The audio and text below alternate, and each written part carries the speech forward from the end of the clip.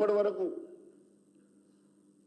ఇంత పెద్ద ఎత్తున తుఫాన్ ప్రభావితం ఉంటే మీరేం పట్టనట్టుగా పెళ్లిళ్ళు పేరెంటారు అనుకుంటా తిరుగుతున్నారు. మీరు ఒకసారి చూస్తే తెలంగాణ ప్రాంతంలో ఏప్రిల్ మే నెలలో కూడా అకాల వర్షాలు పడ్డాయి.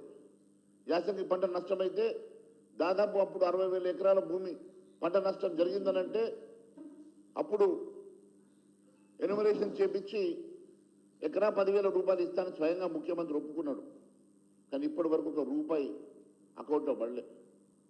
దాని తర్వాత మీరు చూసినట్లయితే దాదాపుగా మొన్న కూడా 2,50,000 ఎకరాల పంట నష్టం జరిగిందని ఎన్యూమరేషన్ జరిగింది.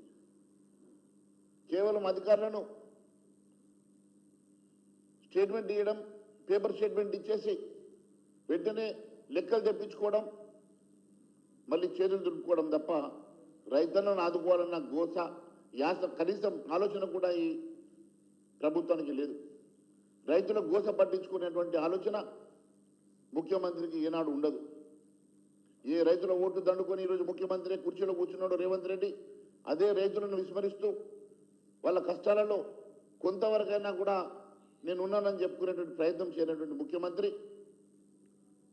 దాదాపుగా మొన్నటికి మొన్న జరిగినటువంటి వరి పంట నష్టం కానీ, మక్కల నష్టం కానివ్వండి, టర్మరిక్ కూడా నష్టం జరిగింది, అన్ని పంటలకు నష్టం జరిగింది. కానీ ముఖ్యమంత్రి మాత్రం ఇప్పటివరకు ఒక్కరికి కూడా పంట నష్ట పరిహారం ఇవ్వాలన్న ఆలోచన చేయలేదు.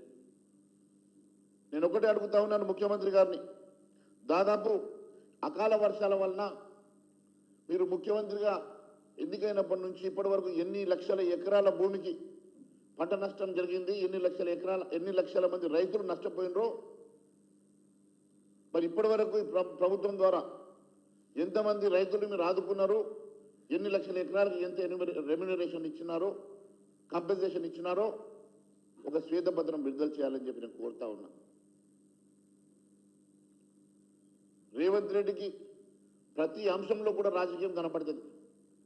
ఏ రోజు కూడా ప్రజల్ని ఆదుకోవాలని, రైతుల్ని ఆదుకోవాలని, ఈ రాష్ట్రానికి మేలు చేయాలన్న ఆలోచన మాత్రం రేవంత్ రెడ్డి గారికి ఏ రోజు కూడా ఉండదు.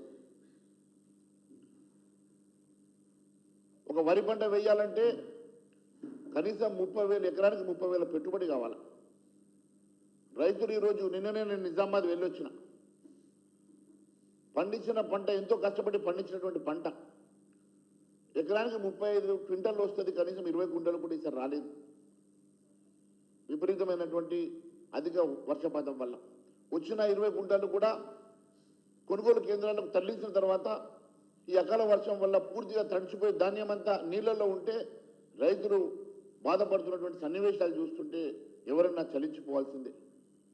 మరి అంత బాధలో ఈరోజు రైతులు ఉండి ప్రభుత్వం వైపు సాయం చేస్తారని ఎదురు చూస్తూ ఉంటే కేవలం పేపర్ స్టేట్మెంట్లకి పరిమితమవుతారు తప్ప మీరు ఏ రోజు కూడా రైతులను పట్టించుకున్న పాపన పోలేదు. ఇప్పటి వరకు ఒక రూపాయి కంపెన్సేషన్ ఇవ్వాలన్న ఆలోచన మీకు లేదంటే ఎంత దుర్మార్గమైనటువంటి పాలన ఈ రాష్ట్రంలో జరుగుతున్నదో ఇంతకన్నా నిదర్శనం ఇంకొకటి లేదు అని చెప్పి నేను తెలియజేస్తా ఉన్నాను.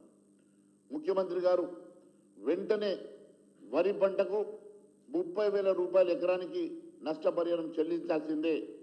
ఖచ్చితంగా మీరు 30,000 ఎకరానికి పంట నష్ట పరిహారం చెల్లించే వరకు భారతీయ జనతా పార్టీ తరఫున మేము ప్రశ్నిస్తూనే ఉంటాం.